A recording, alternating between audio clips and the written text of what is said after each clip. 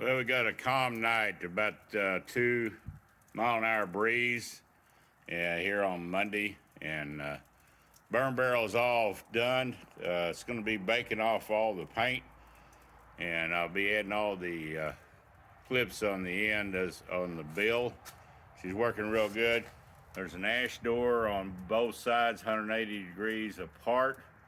But yeah, it's going to take a little while to bake off the old barrel powder coat paint. She's working really good. I had that grill setting actually hung underneath, and then that lid would shut completely down. So a little bit more modifications.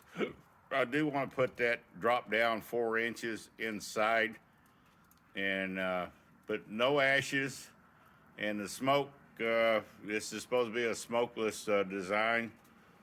A lot of YouTubers out there doing really good jobs, but you can see we got the old decals are burning off, and she's setting off 2 inches off of the concrete.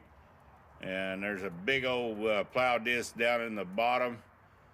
Those rebars that are sticking out there, 3/4, it's resting on them, so it's not going to burn the bottom out. And I have a lid that actually is right here off the old barbecue pit that I'm gonna modify and keep out any rainwater, so it's got to go on there. But that's it for Bear's Rod Shop here for a little shorty on a burn barrel.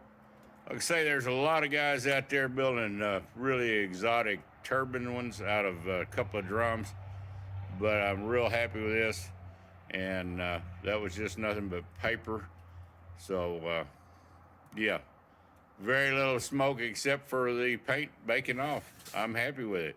Bear's Rod Shop, we're out, and look for the still pictures on this video when it's all put together.